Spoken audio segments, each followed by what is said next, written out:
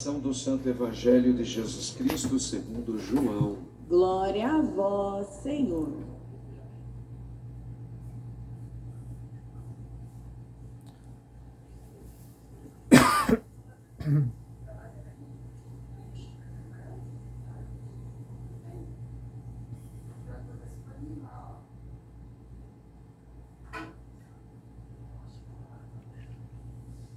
No princípio era a palavra, e a palavra estava com Deus, e a palavra era Deus.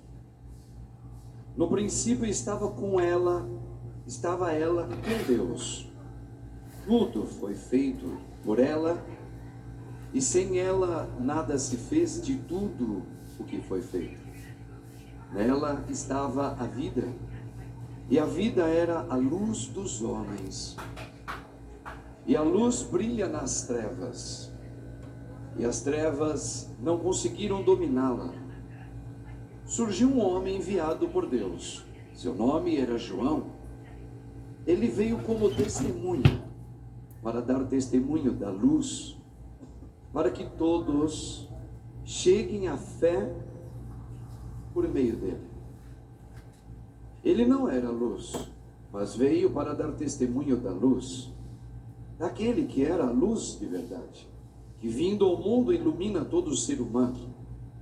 A palavra estava no mundo, e o mundo foi feito por meio dela, mas o mundo não quis conhecê-la. Veio para o que era seu, e os seus não o acolheram. Mas a todos que a receberam, deu-lhes capacidade de se tornar filhos de Deus. Isso é, aos que acreditam em seu nome. Pois esses não nasceram do sangue, nem da vontade da carne, nem da vontade do varão, mas de Deus mesmo. E a palavra se fez carne e habitou entre nós.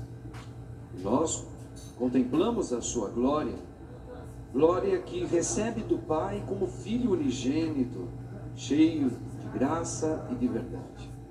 Ele, João, dá testemunho, chamando: este é aquele de quem eu disse, o que vem depois de mim passou à minha frente, porque ele existia antes de mim. De sua plenitude todos nós recebemos graça por graça. Por meio de Moisés foi dada a lei, mas a graça e a verdade nos chegaram através de Jesus Cristo. A Deus ninguém jamais viu, mas o unigênito de Deus, que está na intimidade do Pai, ele nos deu a conhecer. Palavra da salvação. Glória a vós, Senhor. Amém, Jesus. Glória a Deus. Louvado seja o nome de nosso Senhor Jesus Cristo. Para sempre seja louvado. Rogai por nós, Santa Mãe de Deus, Para que sejamos dignos das promessas de Cristo. Muito bem, irmãos e irmãs. Pois é, nós estamos então celebrando o grande tempo do Natal. Hoje, começando com essa data linda, a data que Cristo veio, nasceu, aquela manjedoura pequenininha, como um menininho de tudo. Mas eu queria comentar com vocês uma coisa aqui, começando pela leitura hoje, da segunda leitura em Hebreus.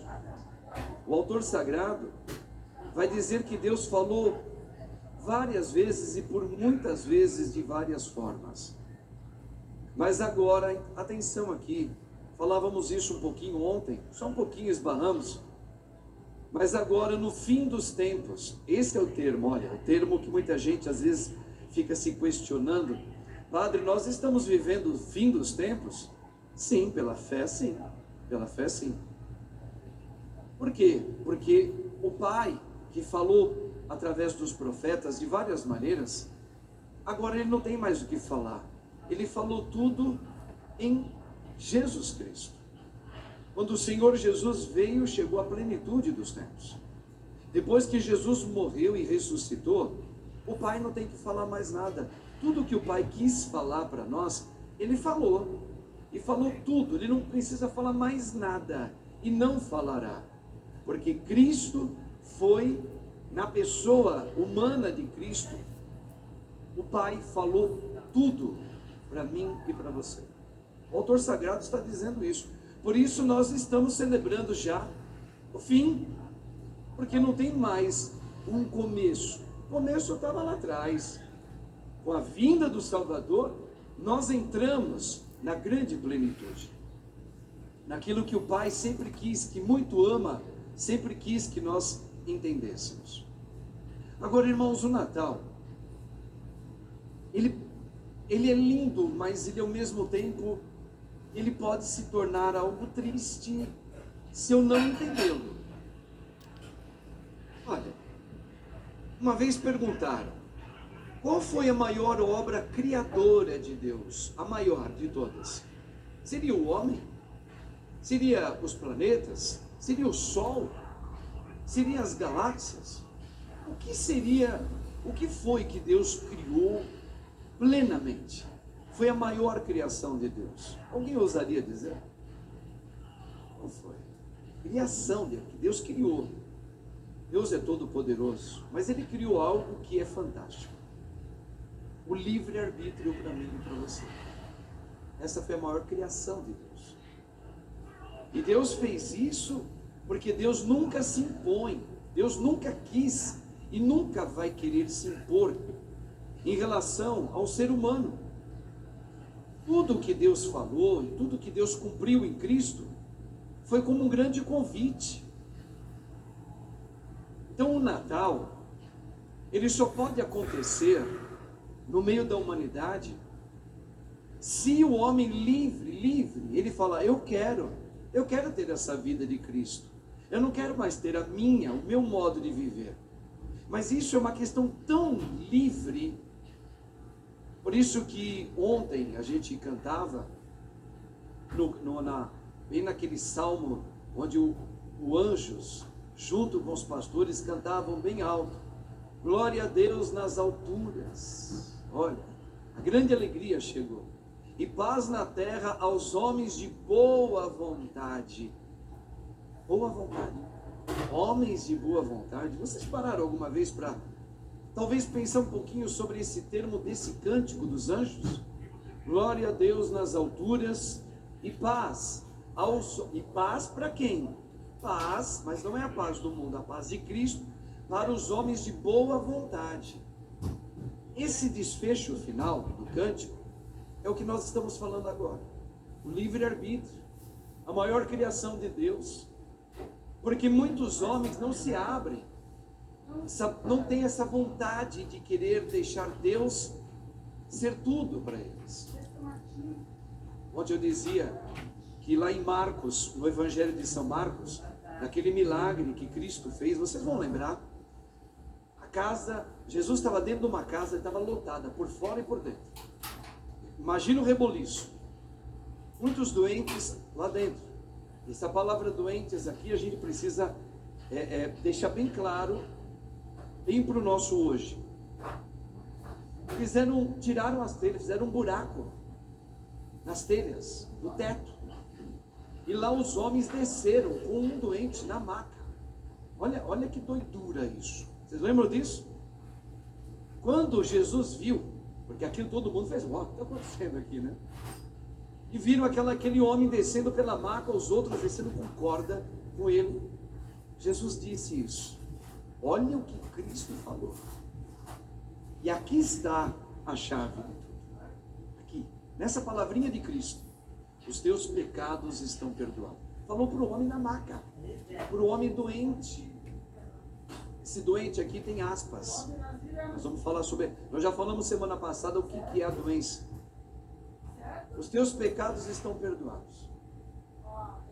Mas essa palavra de Cristo escandalizou os judeus que estavam lá dentro, espiando Jesus, e muitos ficaram, mas que isso?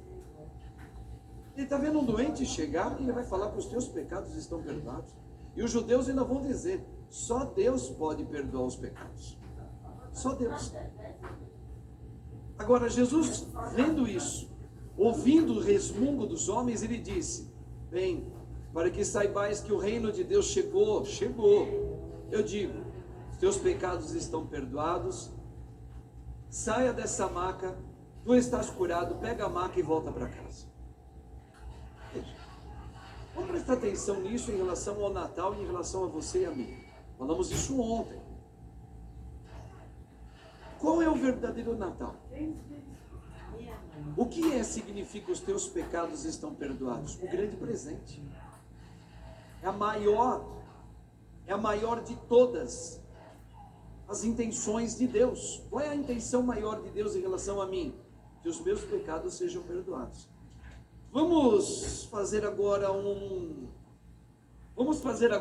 discernimento disso. Vocês ouviram o ano inteirinho de 2022. Significa, eu dia a dia esvaziando das minhas vontades, e as minhas vontades, como é que elas têm um nome? A minha vontade, a minha humanidade, minha alma e meu corpo, tem vontade própria, tem sentimentos. Só que da maneira que ela chegou, como que essa minha vontade é chamada? Pecado. Pecado. Não, padre, mas tem vontades nossas que elas não são pecaminosas. São, porque elas não têm nada com Deus. Ela é a ilusão que a vida é sua e você comanda a sua vida. Isso se chama pecado. Pecado, irmãos. Não precisa fazer muito esforço. Leia o significado do pecado original. Veja o que aconteceu com o ser humano. Veja o que aconteceu com Eva, a primeira mulher, depois com Adão. Eles começaram a se tornar audaciosos, egocêntricos. Eles começaram a ter vontade própria no sentido de eu sei o que é melhor para mim. Isso é o pecado. Então, quando Jesus, o Pai, disse lá em Êxodo capítulo 3, ele ouviu o clamor do povo de sofrimento, ele disse: eu vou descer. Eu mesmo, Deus, vou descer. Porque o meu povo caiu e eu vou erguer o meu povo. Olha essa palavra, erguer significa eu darei de novo a vida perdida. E que é a vida? A vida é a vida com Cristo, com quem Deus pensou uma vez a gente. Ter o Espírito de Deus em nós. Não essa farsa de que os meus sentimentos é que devem ser levados em conta. Isso é pecado. Isso é ilusão. Isso chama-se morte. Então, quando aquele homem, volta agora, imagina, Jesus olha para aquele homem e o esforço dos outros descendo, ele olhou para aquele homem doente, ele disse: os teus pecados estão perdoados. Veja, agora tu tens a minha vida, meu Espírito está em você. Veja, a partir daquele momento, aquele homem ganhou tudo. Tudo. Vocês lembram uma vez a reflexão que nós fizemos sobre Salomão, o rei, aqui? Lembra que Deus... Mas é tudo uma analogia para chegar nesse exemplo que eu dei agora do Evangelho e para você também. Deus chega para o rei Salomão, poderoso, e diz: Salomão, peça o que você quiser. Peça. Então, por exemplo, hoje o padre estava chegando ali e uma senhora com lágrimas nos olhos. Certamente muito doída, certamente por algum motivo entristecida, talvez inconsolada, como pessoas agora que estão nos acompanhando também, muitos e muitos. E às vezes vêm para a missa, pode ser que sim, pode ser que não, meio que sem sentido. Mas